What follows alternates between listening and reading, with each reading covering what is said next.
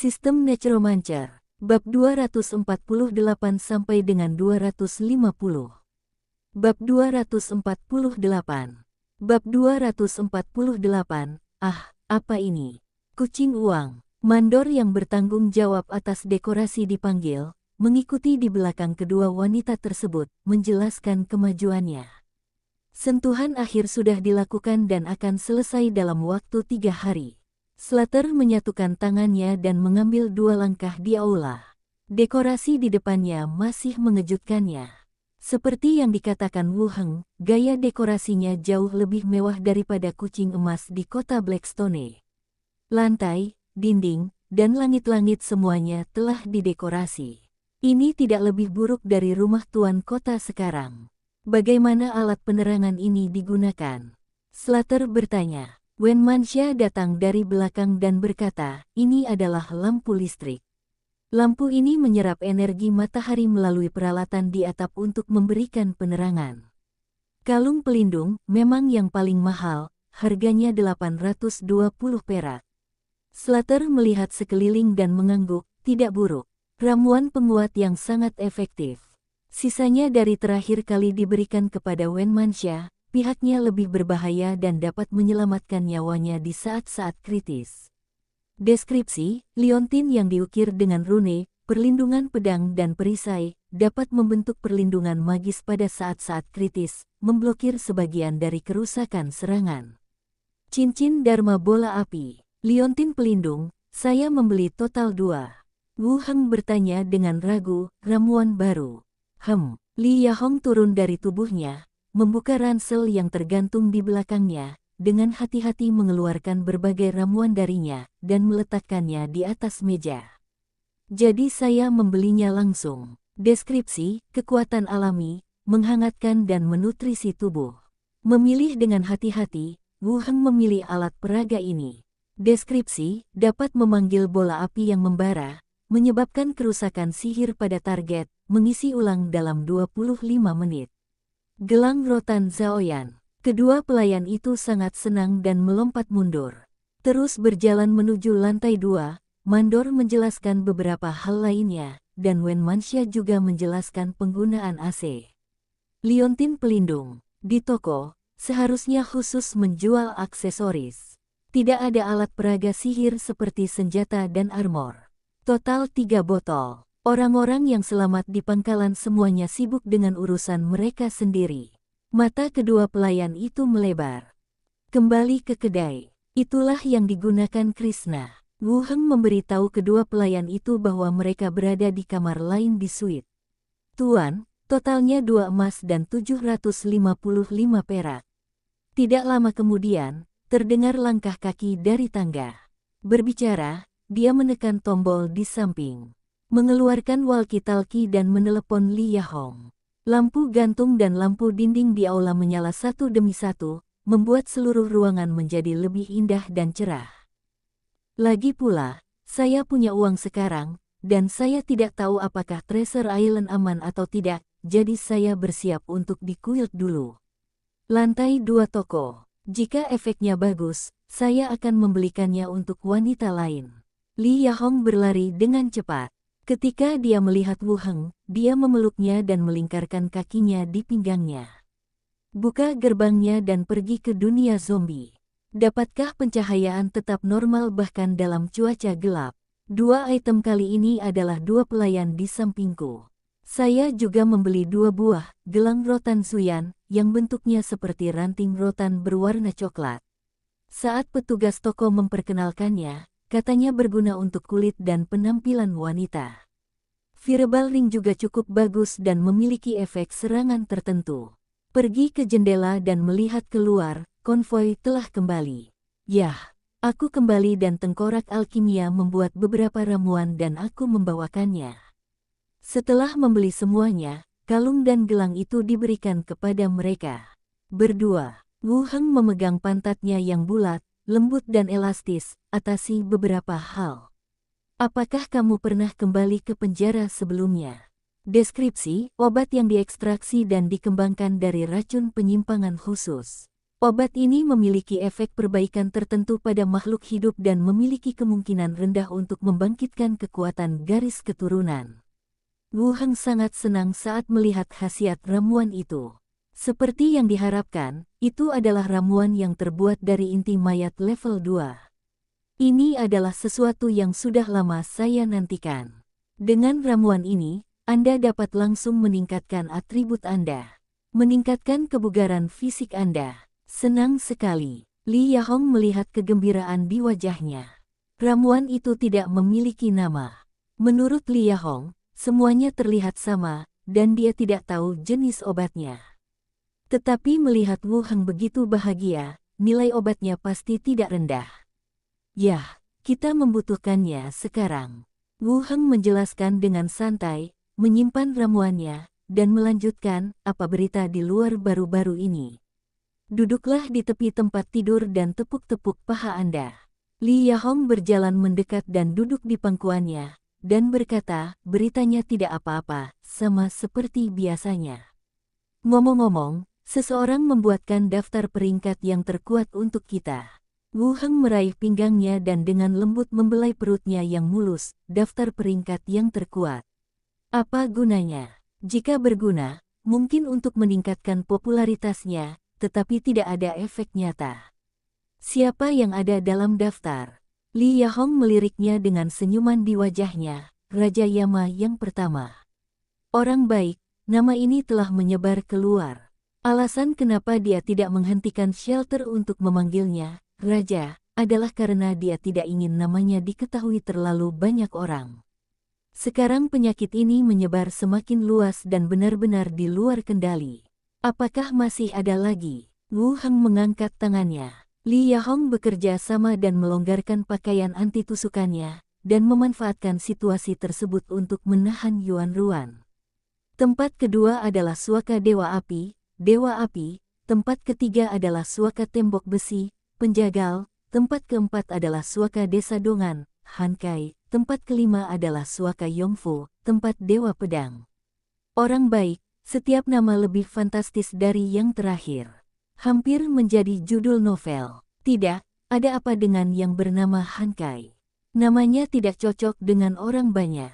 Li Yahong tersenyum, menyandarkan dagunya di bahunya, dan berkata dengan lembut, satu-satunya pemimpin wanita, mungkin dia merasa nama-nama ini tidak cocok, jadi dia menggunakan namanya sendiri. Apakah kamu tidak mengantri? Wu Heng terus bertanya. Di mana peringkat saya? Ada semua pemimpin terkenal di sini, dan mereka semua seharusnya membangkitkan kekuatan mereka. Apakah mereka semua sudah membangkitkan kekuatan mereka? Mungkin, tidak ada informasi pasti apakah itu benar atau salah, tapi kekuatan tempat penampungannya pasti sedikit lebih kuat. Setelah sekian lama, sebenarnya tidak mengherankan jika jumlah orang yang membangkitkan kesaktian mulai meningkat. Hidup di masa kiamat, semua orang menjilat darah di ujung pisau, memaksa orang untuk terus beradaptasi dengan lingkungan di depannya. Kekuatanmu seharusnya bisa berada di peringkat di antara mereka.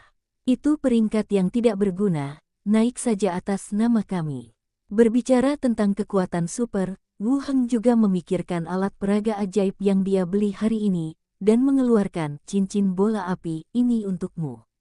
Cincin penyangga ajaib memiliki bentuk yang lebar dan sangat tidak cocok untuk mata orang modern.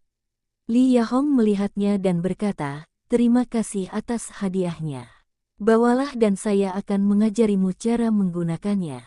Menggunakan. Li Yahong tampak bingung dan memasangkan cincin di jari telunjuknya. Wu Heng melepaskan tangannya dari pakaiannya, memintanya untuk duduk di samping, dan berkata, tutup matamu dan konsentrasi, dan gunakan rohmu untuk berkomunikasi dengan cincin di tanganmu. Li Yahong memejamkan mata dan terdiam beberapa saat, lalu membukanya lagi, berhasil. Tidak, apa efeknya? Api akan muncul di atas ring. Lebih ringan. Berhenti bicara, tutup matamu dan rasakan lagi. Li Yahong menjulurkan lidahnya, memejamkan mata lagi, dan mencoba merasakan cincin di tangannya sesuai dengan metodenya. Terjadi keheningan sekitar 10 menit.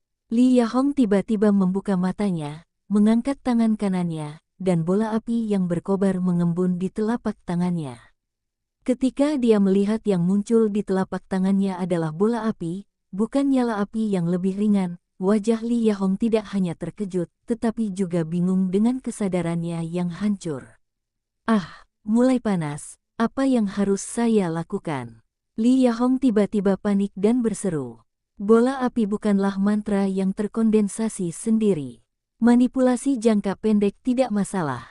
Jika Anda mempertahankannya dalam jangka waktu tertentu, Anda akan merasakan panas membara yang dibawa oleh bola api tersebut. Wu Heng segera membuka jendela dan berkata, "Buang." Membuangnya, Li Yahong masih dengan santai melemparkannya ke arah jendela. Hah, gelombang. Bola api meluncur keluar jendela dan terbang ke halaman. Itu meledak dengan keras dan berubah menjadi 4 aliran api, jatuh. Ah, gelombang. Apa yang terjadi? Ada sesuatu yang terbakar. Cepat matikan apinya, gelombang. Halaman tiba-tiba menjadi berisik. Kemudian seseorang segera keluar ke atas untuk memeriksa di mana letak api. Li Yahong segera merapikan pakaiannya, mengusap telapak tangannya yang sakit di pantatnya, membuka pintu dan melihat ke arah orang yang bergegas. "Saudari Hong, ada api di bawah sana. Tidak ada yang terluka, kan?" "Tidak, apinya sudah padam." "Apakah ada sesuatu yang terjadi di lantai atas?" Li Yahong berkata, "Tidak apa-apa, saya hanya bereksperimen dengan sesuatu, selama tidak ada yang terluka." Beberapa orang melihat ke dalam dan melihat Wu Heng duduk di dalam. Dia langsung berkata, "Dimengerti, ayo turun." Semua orang turun ke bawah. Li Yahong berlari ke arahnya, memeluk lengannya, dan berseru, "Apa ini? Apakah kamu mencuri kekuatan Super Ma Xiong?" Bab 249. Bab 249, Bajak Laut Udara. Wu Heng mengulurkan lengannya dan melingkarkan lengannya di bahu Li Yahong. "Apa maksudmu dengan mencuri kekuatannya?" "Itu hanya cincin yang bisa melepaskan bola api, dan efeknya rata-rata." "Ini hanya rata-rata. Kemampuan Ma Xiong hanya seperti ini." Dia masih peringkat kedua. Kemampuan luar biasa Ma Xiong belum pernah dilihat oleh orang luar. Namun di radio, Suaka Dewa Api mengatakan hal ini.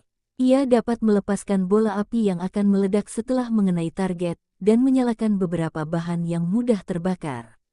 Diperkirakan efeknya serupa dengan ini. Selanjutnya, kemampuan Ma Xiong hanya bisa dibangunkan dengan mengambil inti mayat secara putus asa. Ini hanya sebuah cincin, Anda bisa melepaskannya saat Anda memakainya. Tidak ada perbandingan antara keduanya. Kalau begitu sekarang, kamu berada di posisi kedua bersamanya. Permintaan sistem muncul, sedikit mengalihkan perhatian. Di tempat penampungan, Raja Yama adalah orang terkuat, dan sekarang Li Yahong memiliki kemampuan yang sama dengan orang terkuat kedua. Wu Heng berjalan ke meja di satu sisi dan mengeluarkan ketiga botol ramuan inti mayat. Keduanya mengobrol sebentar. Keluar lagi, masih ada ruangan lain di suite. Mengonsumsi ramuan inti mayat dapat meningkatkan atribut, yang juga merupakan jaminan yang baik. "Oke, saya akan memanfaatkan hak istimewa ini ketika saatnya tiba." "Apakah efek ini muncul saat pertama kali menggunakan core score level 2? Sepertinya saya sedikit lupa, tapi sekarang rasa sakitnya sungguh tak tertahankan." "Apakah menurutmu ini lingkaran besi? Ada sebanyak yang kamu mau." Wu Heng berhenti dan melanjutkan, "Dan, jika kamu memiliki semuanya, kemampuan ini tidak begitu berharga. Apakah Anda memiliki kekuatan super atau tidak masih sangat penting dalam situasi saat ini. Kalaupun diproduksi nanti, hanya akan digunakan oleh beberapa orang di sekitarnya. Orang yang tidak ingin diikuti oleh siapapun adalah orang biasa yang tidak memiliki ciri-ciri, apalagi seorang remaja putri. Selama kamu puas." Li Yahong melanjutkan, "Kalau begitu saya akan memberitahu dunia luar bahwa saya juga telah membangkitkan kekuatan api." Wu Heng berbalik, memeluknya, dan berkata dengan lembut, "Aku ingin melakukannya juga, tetapi masih ada beberapa hal yang belum diselesaikan. Aku akan menemanimu dengan baik lain kali." Ramuan inti mayat tingkat pertama tidak berpengaruh pada pertumbuhan tubuhnya. Baik, di luar jendela ada jalanan yang bising, dan Anda dapat mendengar suara orang yang menjual barang. Hal ini juga dapat mengkonsolidasikan posisi Li Yahong. Memang benar aku sudah lama tidak bersama Li Yahong. Tidak hanya kekuatan tempurnya sendiri, tetapi juga mewakili semacam prestise. Saat dia semakin dekat, ada rasa hangat dan kesemutan yang datang dari perut, dan energi yang menyebar ke seluruh tubuh seperti otot yang robek. Setelah memikirkannya, saya tidak terlalu ragu. Ambil sebotol obat, buka tutupnya, dan minum langsung. Wu Heng juga membuka gerbang dan kembali ke dunia lain. Jika sekarang Li Yahong menunjukkan kemampuan yang sama dengan Ma Ziyong, apalagi di luar pasti akan menimbulkan sensasi di dalam shelter. Dia akan pergi ke Pulau Harta Karun, dan lingkungan yang tidak diketahui masih memberinya banyak tekanan. Li Yahong turun ke bawah dan terus sibuk dengan urusannya sendiri. Rasa asam dan pahit mengalir dari tenggorokan hingga ke perut. Li Yahong tidak mencoba membujuknya untuk tetap tinggal, dan berkata, kesempatan untuk membalas budi Anda akan diberikan pada waktu berikutnya. Konstitusi +2, kekuatan +2, agility +1. Kemudian dia menatapnya dan berkata, ada lagi. Lengkapi satu untuk semua orang dan lepaskan bola api untuk membunuh semua zombie. Tetapi Anda baru saja mendapatkan ramuan inti mayat tingkat kedua, jadi Anda perlu menyimpan kekuatan fisik Anda untuk meminum ramuan tersebut. Ini adalah inspirasi bagi para penyintas. Hehe, benar. Li Yahong memeluk pinggangnya, mengayun dengan lembut dan genit, senang memilikimu. Maukah kamu menginap malam ini? Aku akan membalasmu dengan baik. Li Yahong memeluknya dan menggoyangkan tubuhnya dengan lembut. Rasa sakitnya juga hilang dengan cepat. Ma Ziyong, alasan mengapa dia bisa menjadi panglima perlawanan tingkat distrik, adalah efek kemampuan khususnya sendiri, yang memainkan peran yang menentukan. Li Yahong menabraknya dengan lengannya, apa yang kamu bicarakan? Apakah kamu mengambil kesempatan ini untuk memarahiku? Untuk inti mayat tingkat kedua, berikan pada dirimu sendiri terlebih dahulu. Core level 2, efeknya sungguh luar biasa. Atribut telah ditingkatkan sebesar 5 poin, yang dianggap sebagai peningkatan 2,5 level. Obat jenis ini jelas merupakan obat yang sangat berharga di dunia ini. Menjadi kuat adalah tujuan setiap profesional. Atribut adalah kondisi yang diperlukan untuk mencapai tujuan ini. Berdiri dan bergerak 2 kali untuk meredakan nyeri otot akibat meminum obat saja. Tunggu hingga pemulihan hampir selesai. Duduklah kembali di tempat duduk Anda, buka botol obat kedua, dan minumlah.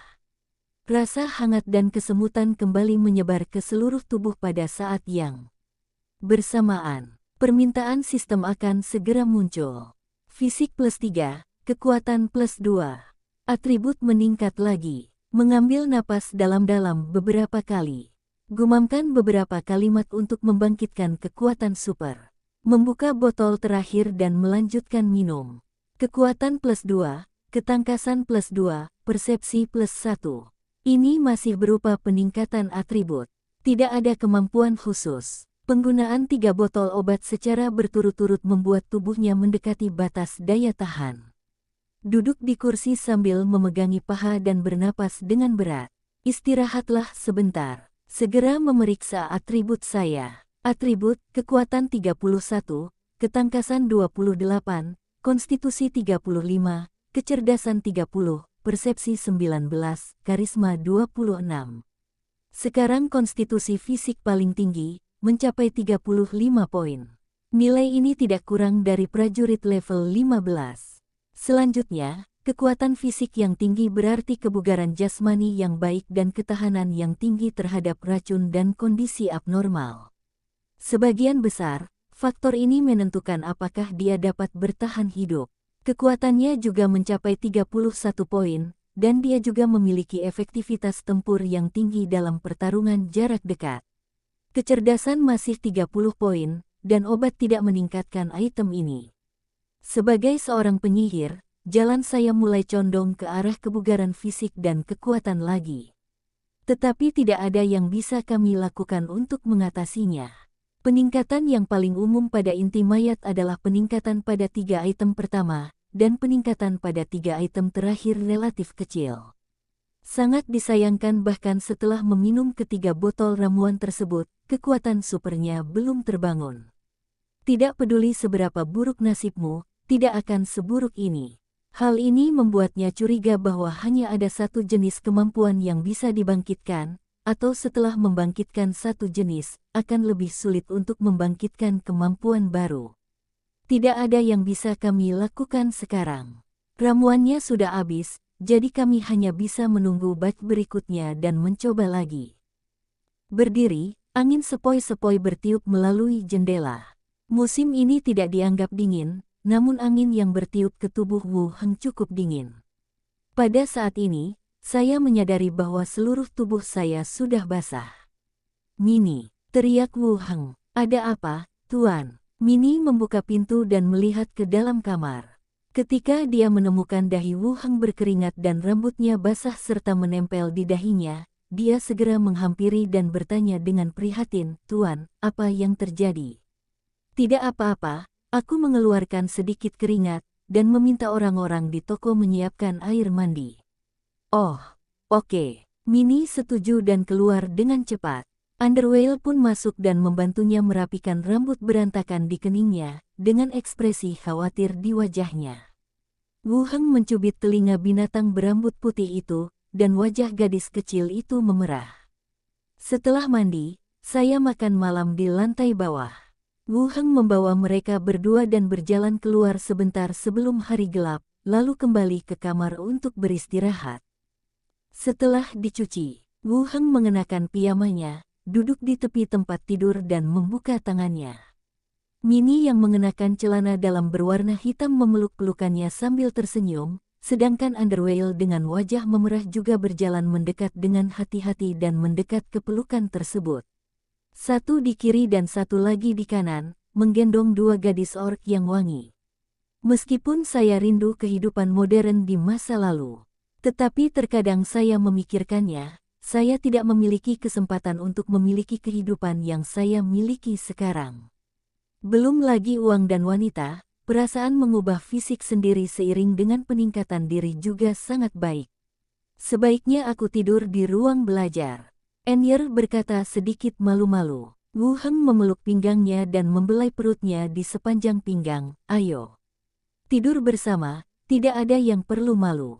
"Benar, aku ingin tidur dengan Sister Weyer," teriak Mini, melompati Wu Heng, dan bergegas ke arahnya. "Oh, jangan buat masalah."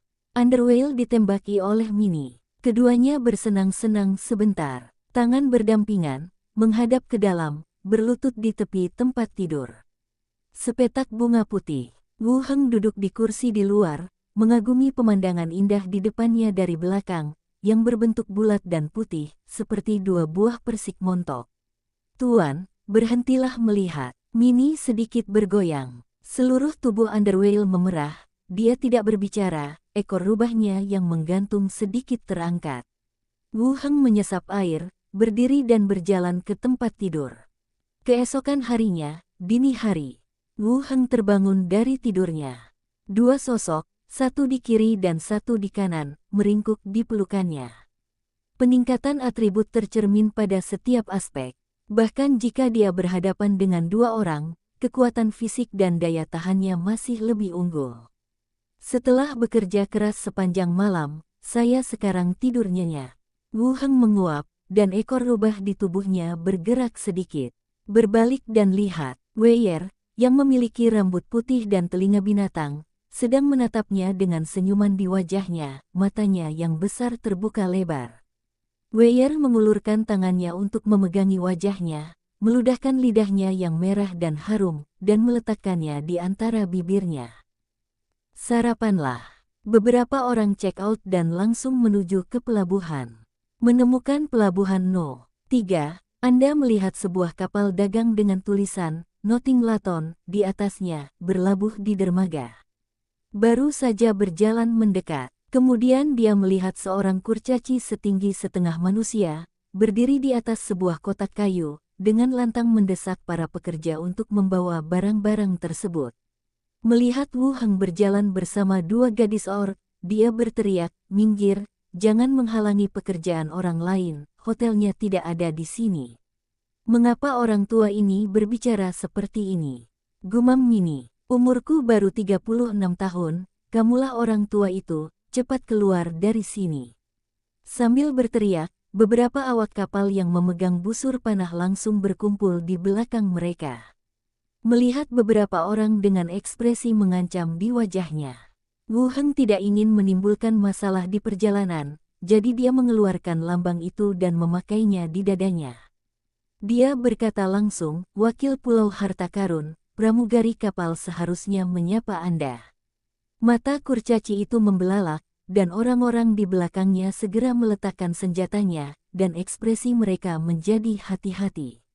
"Pramugari kapal memberitahumu." Wu Heng mengulanginya lagi. Kurcaci itu segera bereaksi dan memberi hormat dengan hormat. "Selamat siang, Subdiakon, mohon maafkan saya atas perilaku kasar saya sebelumnya. Keterlambatan barang membuat saya sedikit kasar hari ini. Pramugari kapal memberitahu saya bahwa kamar Anda sudah siap." "Baiklah, bisakah kita naik perahu?" "Batang." Kurcaci itu berteriak ke kapal. Seorang awak manusia muda bersandar di pagar dan berteriak, "Ada apa, Kapten?" "Bawa beberapa orang dewasa ke dalam kapal dan ambil 2 kamar yang diatur kemarin." "Baik, Kapten." Anggota kru muda itu berlari dengan cepat, dengan hati-hati menatap ke arah Mini dan 2 orang di belakangnya, dan berkata, "Teman-teman, tolong ikuti saya." Wu Heng mengangguk dan mengikutinya ke kapal bersama pelayan dan pengiringnya. Banyak juga awak kapal yang berkumpul di geladak, bertelanjang dada atau mengenakan barang-barang kulit mengkilat, terus-menerus membawa kotak-kotak kargo. "Sepertinya kamu sedang terburu-buru." Wu Heng mengikuti pemuda itu dan bertanya, "Ada apa di kapal itu?" "Bumbu, bir, dan beberapa senjata serta baju besi." "Kirim ke para kurcaci." "Belum tentu. Kami akan melewati beberapa kota di tengah. Kami akan mencoba menjual barang sebanyak mungkin di sepanjang jalan, dan mengangkut sisanya ke para kurcaci." "Oh, sepertinya bisnismu bagus, kamu sebenarnya punya kapal yang besar." Pemuda itu hanya tersenyum dan tidak melanjutkan pembicaraan. Memasuki kabin dan berkata kepada 2 kamar, "Pak, kamar ini dan kamar sebelah disediakan untuk Anda. Kondisi laut buruk, harap bersabar." "Berapa lama waktu yang dibutuhkan untuk mencapai Pulau Harta Karun?" "Kita akan pergi ke Treasure Island dulu. Jika semuanya berjalan lancar, itu akan memakan waktu 6 hari." "Apakah ada saat-saat buruk?" tanya Mini. "Jika Anda bertemu bajak laut, jalan memutar, atau hal lainnya, itu akan tertunda untuk beberapa waktu." "Oke, terima kasih." Anggota kru tersenyum dan berbalik untuk pergi. Mini dan Weyer hanya merapikan kamar. Mereka bertiga duduk di samping dan menunggu. "Pada siang hari, saya merasakan perasaan gemetar karena tidak berbobot. Melihat keluar jendela, Anda dapat melihat kapal mulai berlayar menuju laut. Berlayar selama 3 hari terus-menerus memungkinkan mereka bertiga beradaptasi dengan kehidupan di kapal. Keluarkan makanan yang telah Anda siapkan sebelumnya dan makan sambil mengobrol." Baru saja selesai makan, membuang beberapa serba-serbi ke tempat sampah, suara langkah kaki yang kacau dan teriakan bajak laut datang terdengar di luar ruangan. Mereka bertiga kaget. "Bajak laut, apakah Anda benar-benar bertemu bajak laut?" Mini segera meraih lengannya. "Tuan, apa yang harus saya lakukan?" Underwhale juga memasang pandangan ragu. Wu Heng mengenakan baju besi, mengenakan baju besi 2 orang lainnya, dan berkata, "Keluar dan lihat, harap perhatikan keselamatannya." "Oke." Kedua wanita itu mengangguk. Setelah berpakaian, dia membuka pintu dengan kerangka itu dan berjalan keluar, mengikuti beberapa anggota kru yang bergegas keluar dari kabin. Baru saja sampai di geladak, mereka melihat anggota kru memegang busur panah menembakkan panah tebal ke langit. Ketiganya mendongak. Pupil mata tiba-tiba mengecil. Saya melihat 3 makhluk mirip naga dengan sayap lebar, ditunggangi manusia, mendekat dengan cepat. "Klan naga." Apakah hal seperti itu mungkin terjadi? Bab 250. Bab 250, Pulau Harta Karun. 3 naga terbang dengan lebar sayap lebar, menyeret manusia yang mengenakan pelindung kulit di punggungnya, memegang kendali seperti ksatria. Jika bukan karena dia masih berpakaian seperti bajak laut, dia akan benar-benar terlihat seperti ksatria naga legendaris. 3 naga terbang mendekat dengan cepat. Bentang sayapnya mengepak, dan anak panah yang masuk jatuh berkeping-keping. Terbang cepat untuk menghindari sisa anak panah. Panah anti pesawat, tembak. Bang bang bang gelombang. Sebuah panah anti pesawat, tali busurnya mengeluarkan suara yang memekakkan telinga dan menembakkan panah-panah yang tebal ke langit. Naga terbang itu mengangkat tubuhnya untuk menghindari panah-panah yang masuk. Segera dekati bagian atas lambung kapal.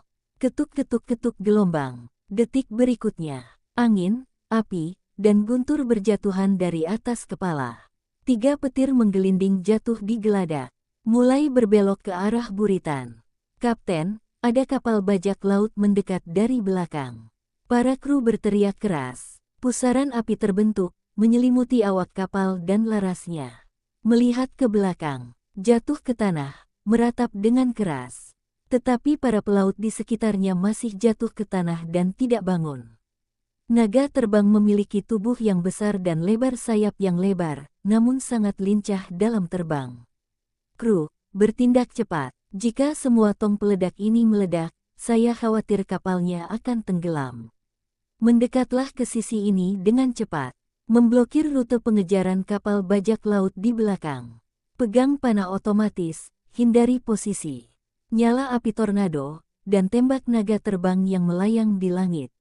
Munculnya bajak laut di jalur normal dan kehadiran naga terbang juga menandakan bahwa mereka bukanlah kelompok bajak laut biasa.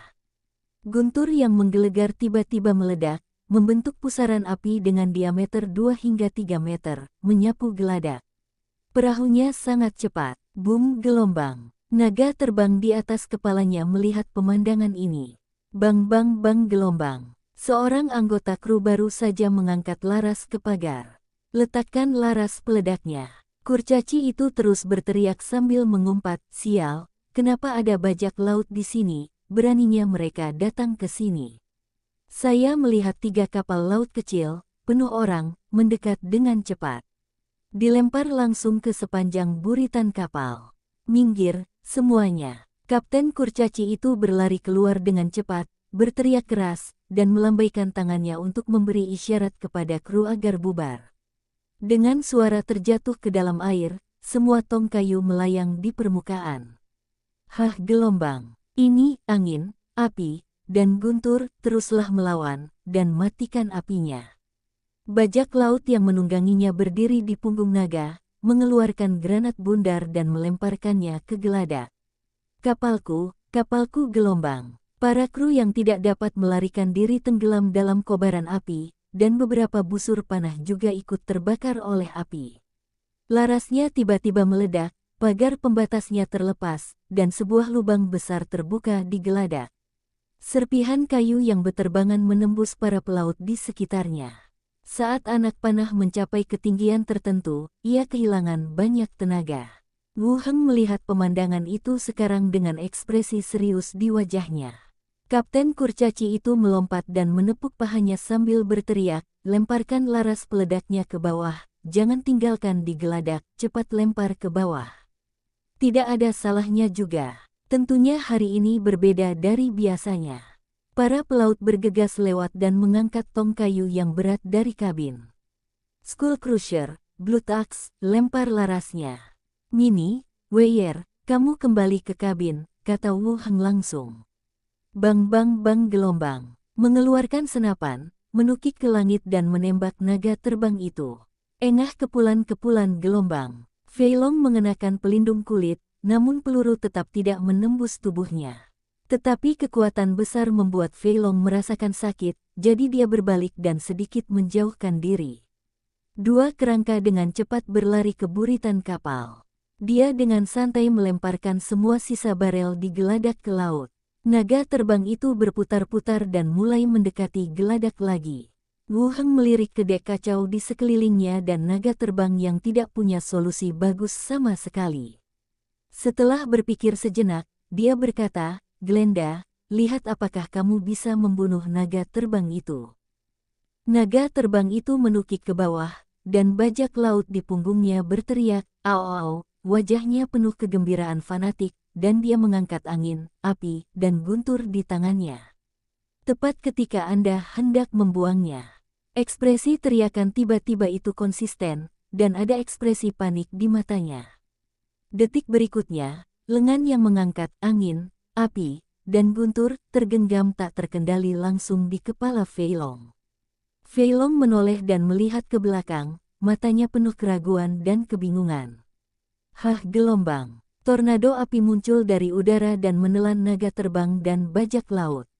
Di bawah pengawasan semua orang, pelaut dan bajak laut, para bajak laut dibakar menjadi abu, dan tubuh naga terbakar dengan api dan jatuh langsung dari langit ke laut.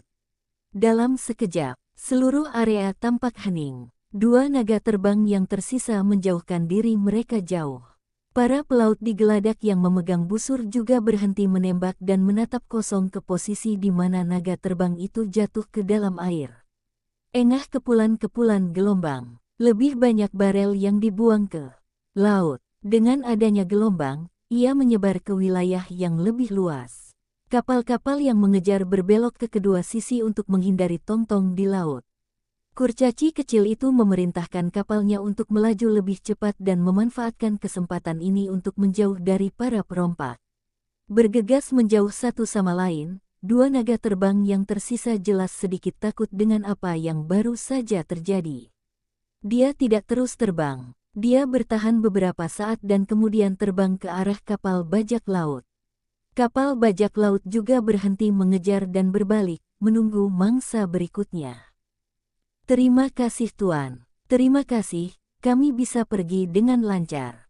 Kurcaci itu menyeka keringat di dahinya dan berjalan mendekat dan berkata, "Meskipun saya tidak tahu bagaimana Wu Heng membunuh naga terbang itu, tetapi dapat dipastikan bahwa dia yang melakukannya. Lagi pula, sebelum Wu Heng mengambil tindakan, mereka tidak punya cara untuk menghadapi naga terbang itu, apalagi membunuhnya. Tentu saja aku harus berusaha untuk mengambil perahumu." Kurcaci itu memberi hormat lagi, "Tuanku, sekali lagi saya meminta maaf atas kekasaran saya saat menaiki kapal." Wu Heng melambaikan tangannya dan terus bertanya, "Jangan khawatir, mereka tidak akan menyusul. Selama kamu menjaga jarak, mereka tidak akan mengejarmu lagi." "Oh." Wu Heng melirik ke laut yang tenang dan terus bertanya, "Bisakah semua bajak laut di sini menunggangi naga?" Ini adalah sejenis naga terbang yang dilatih sebagai tunggangan oleh bajak laut, tapi tidak semua kelompok bajak laut memilikinya. Wu Heng masih sedikit terkejut setelah dipastikan bahwa itu memang naga terbang. Tidak banyak kuda di kota Luntam, namun para bajak laut di sini sebenarnya sudah mulai menunggangi naga. Sangat buruk. Wu Heng berpikir sejenak dan melanjutkan, "Naga terbang yang jatuh tadi mungkin sudah mati. Apakah ada kemungkinan untuk menyelamatkannya? Kamu menginginkan mayat itu?" Kurcaci itu memandangnya dengan rasa ingin tahu. "Yah, saya cukup tertarik." Kurcaci itu berpikir sejenak dan melanjutkan, "Saya tidak yakin apakah para perompak itu sudah pergi jauh. Saya akan mengatur perahu kecil untuk pergi ke sana dan menyelamatkan mereka jika ada kesempatan, tapi saya tidak yakin apakah saya dapat menemukannya." Wu Heng mengangguk, "Oke." Kurcaci itu berjalan turun, dan kapal dagang mulai melambat. Sebuah speedboat kecil terlempar ke laut dari satu sisi dan menuju ke arah datangnya. Hari sudah menjelang malam. Wu Heng mengambil sisir kayu dan menyisir rambut putih di ekor Weyer. Dan Weyer berbaring di pangkuannya dengan patuh, tubuh bagian atasnya bermain backgammon dengan Mini. Dong dong dong gelombang. Ada ketukan di pintu, dan Weyer terkejut. Dia menarik selimut tipis di sampingnya dan menutupinya di pinggangnya. Wu Heng bertanya, "Ada apa?" "Tuan, tim penyelamat sudah kembali. Kapten meminta Anda untuk datang." Suara pelaut datang dari luar pintu. Wu Heng meminta kedua wanita itu untuk tinggal di kamar dan langsung keluar dengan tengkorak yang patah. Berjalan sampai ke atas kayu lapis. Angin malam menderu-deru, dan hawa dingin menggigit. Dua batu cahaya dibawa di tangan para pelaut. Di geladak, tersisa mayat besar yang hangus. Jaraknya hampir 4 meter dari kepala hingga ekor, dan sayapnya melengkung ke atas, mungkin lebih dari 3 meter jika dibentangkan. Meskipun tidak sebagus naga legendaris, ia tetap merupakan makhluk besar berbentuk naga. Kurcaci itu dengan marah melangkah dan menendang mayat itu 2 kali, lalu memandang Wu Heng dan berkata, "Tuan, mayatnya telah dibawa kembali kepadamu. Kamu menyelamatkan kami. Tidak sulit menyelamatkan tubuh ini," kata kurcaci itu sambil tersenyum. "Bungkuslah dengan tikar jerami dan aku akan membawanya bersamamu." "Dimengerti, tuanku." Saat mengangkut barang akan disiapkan alas jerami tertentu. Beberapa pelaut menemukan tikar jerami dan tali rami lalu menggulung jenazahnya.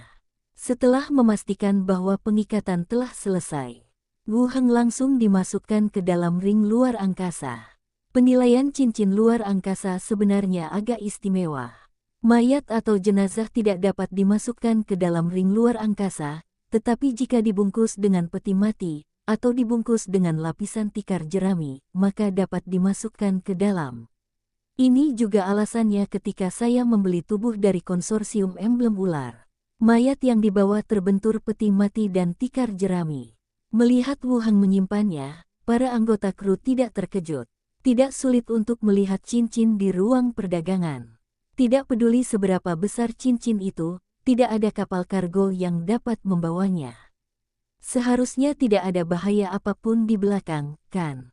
Wu Heng terus bertanya. "Dalam 3 hari, kita hampir sampai di Pulau Harta Karun. Kalau begitu, aku akan memberitahumu." "Bagus." Wu Heng kembali ke kamar, dan yang lainnya juga kembali ke posisi masing-masing. Kapal dagang terus berlayar ke depan. Waktu berlalu sedikit demi sedikit. 3 hari kemudian, kapal kargo mendekati Pulau Harta Karun, dan dari kejauhan, Anda dapat melihat secara kasar seluruh pulau. Beberapa pulau dikelilingi oleh hutan, dan ada pula yang gundul dengan beberapa rumah dibangun di atasnya. Dan ada beberapa pulau seperti itu. Setelah berlayar beberapa saat, kapal mendekati Pulau Harta Karun. Wu Heng dan yang lainnya berdiri di haluan kapal, memandangi pelabuhan yang ramai. Kapal-kapal besar berlabuh, para pekerja membawa perbekalan, dan orang-orang berkumpul untuk berbincang. Benar-benar berbeda dari pulau bajak laut yang dibayangkan, pulau ini lebih mirip pulau yang fokus pada perdagangan. "Nama saya, Baodina. Jika wakil diakon pergi ke laut di masa depan atau membeli persediaan apapun, Anda dapat menghubungi saya." Kurcaci itu berdiri di atas kotak kayu dan berkata. Wu Heng juga berkata, "Wu Heng, jika ada yang harus kamu lakukan, kamu dapat pergi ke asosiasi untuk mencariku." Kapal berlabuh. Kurcaci itu memberi hormat lagi. "Oke, semoga hidupmu bahagia."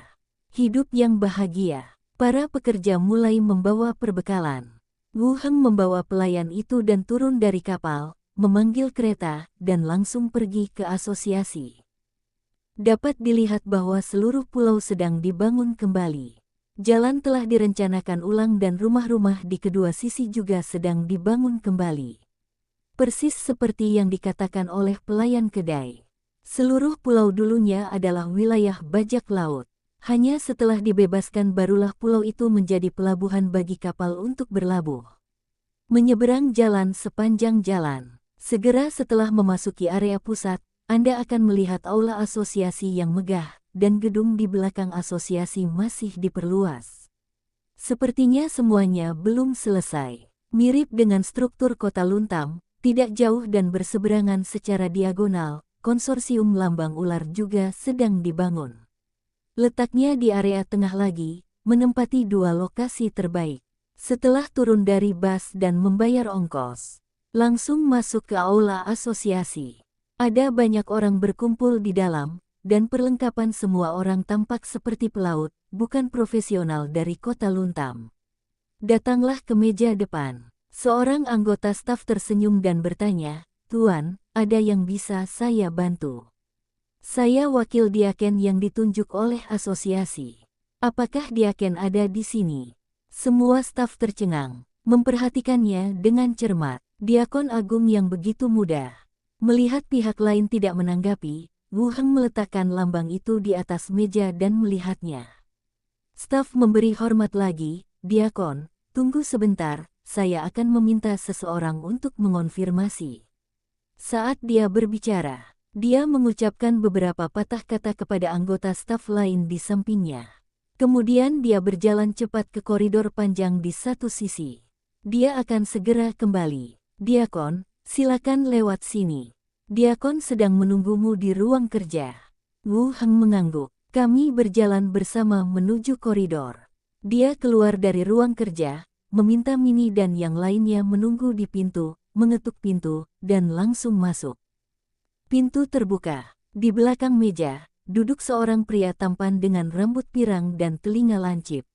Peri, mengenakan jubah slim fit berwarna biru tua, duduk tegak. "Apakah kamu sudah membawa surat janji temu?"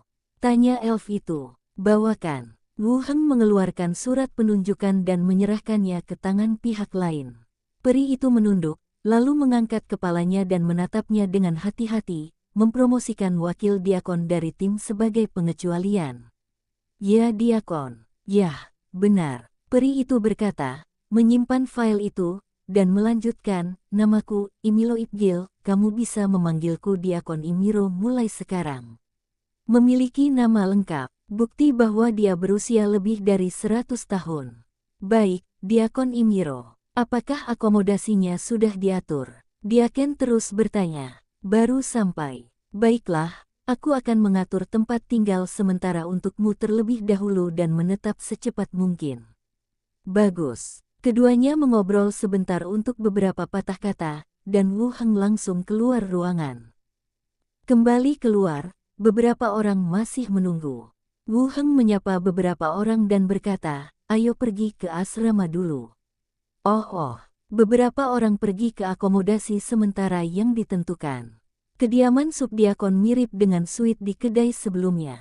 2 kamar tidur dan 1 aula dapat sepenuhnya memuaskan kehidupan beberapa orang. Meski tidak membeli rumah, di sini masih cukup bagus.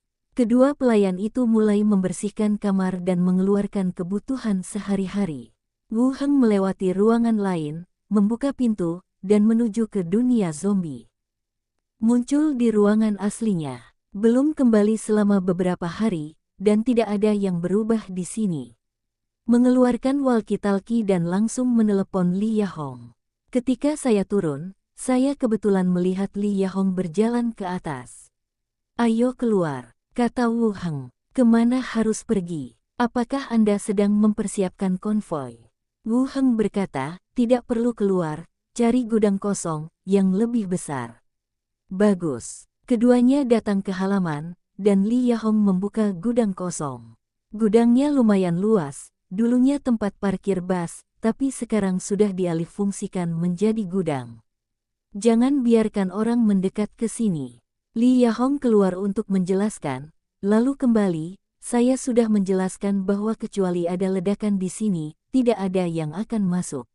Wu Heng mengangguk. Dengan lambaian tangannya, mayat besar yang terbungkus tikar jerami itu dilempar ke tengah gudang. Bau daging gosong dan air laut langsung menerpa wajah. 2 kerangka memotong tali rami di atas tikar jerami, memperlihatkan tubuh yang meringkuk. Meski sudah menjadi mayat hangus, tulang dan ototnya masih utuh. "Naga, apakah itu naga di film?" Li Yahong melihat bentuk mayat itu dan berseru. Wu Heng mengangguk dan memintanya untuk tidak berteriak sembarangan. Kemudian hadapi mayat itu dan lepaskan bone sleeve teknik. Tengkorak naga, yang daging dan darahnya terbakar, tulangnya putih, dan sayapnya memiliki selaput berdaging putih, tiba-tiba berdiri. "Angkat kepalamu dan goyangkan tubuhmu." Daging cincang beterbangan kemana-mana. Kerangka naga terbang level 13.